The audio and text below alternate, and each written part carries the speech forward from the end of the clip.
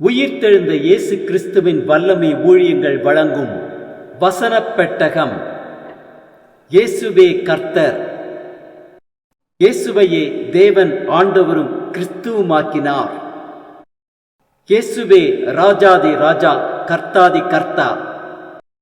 கிறிஸ்துவே மரித்தோர் மேலும் ஜீவனுள்ளோர் மேலும் ஆண்டவர்.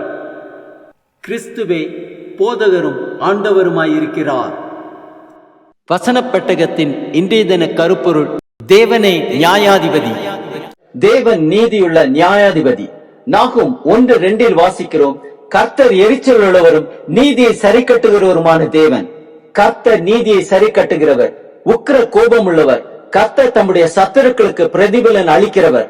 அவர் தம்முடைய பகைஞருக்காக கோபத்தை வைக்கிறவர். சங்கீதம் 94:15 வாசிக்கிறோம், நியாயம் நீதியினிடமாய் திரும்பும், செம்மையான இருதயத்தார் யாவரும் அதை பின்பற்றுவார்கள். சங்கீதம் 7:8 வாசிக்கிறோம், கர்த்தர் ஜனங்களுக்கு நியாயம் செய்வார். கர்த்தாவே, என் நீதியின் படியும் என்னில் உள்ள உண்மையின் படியும் எனக்கு நியாயம் செய்யும். சங்கீதம் 140:12-13 வாசிக்கிறோம், சிறுமையானவனின் வழக்கையும் எளியவர்களின் நியாயத்தையும் கர்த்தர் விசாரிப்பார் என்று அறிவேன். நீதிமான்கள் உமது நாமத்தை துதிப்பார்கள், செம்மையானவர்கள் உமது சமூகத்தில் வாசம் பண்ணுவார்கள். சங்கீதம் 50:6 வாசிக்கிறோம், வானங்கள் அவருடைய நீதியை அறிவிக்கும், தேவனே நியாயாதிபதி. சங்கீதம் 9:4 வாசிக்கிறோம், நீர் என் நியாயத்தையும் என் வழக்கையும் தீர்த்து நீதியுள்ள நியாயாதிபதியாய் சிங்காசனத்தின் மேல் வீட்டிருக்கிறீர்.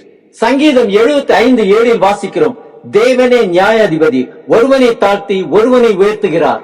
நியாயாதிபதிகள் 11:27 வாசிக்கிறோம், நான் உமக்கு விரோதமாக குற்றம் செய்யவில்லை, நீர் எனக்கு விரோதமாக யுத்தம் பண்ணுகிறதுனால் நீர்தான் எனக்கு அநியாயம் செய்கிறீர். நியாயாதிபதியாகிய கர்த்தர் என்று இஸ்ரவேல் புத்திரருக்கும் அம்மோன் புத்திரருக்கும் நடு நின்று நியாயம் தீர்க்க கடவர்.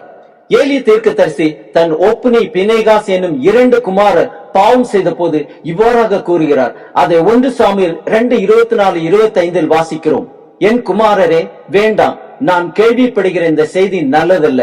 கர்த்தருடைய ஜனங்கள் மீறி நடக்கிறதற்கு காரணமா இருக்கிறீர்களே. மனுஷனுக்கு விரோதமாக மனுஷன் பாவம் செய்தால் நியாயாதிபதிகள் அதை தீர்ப்பார்கள். ஒருவன் கர்த்தருக்கு விரோதமாக பாவம் செய்வானாகில் அவனுக்காக விண்ணப்பம் செய்யத்தக்கவன் யார் என்றான். அவர்களோ தங்கள் தகப்பன் சொல்லை கேளாமற் போனார்கள்.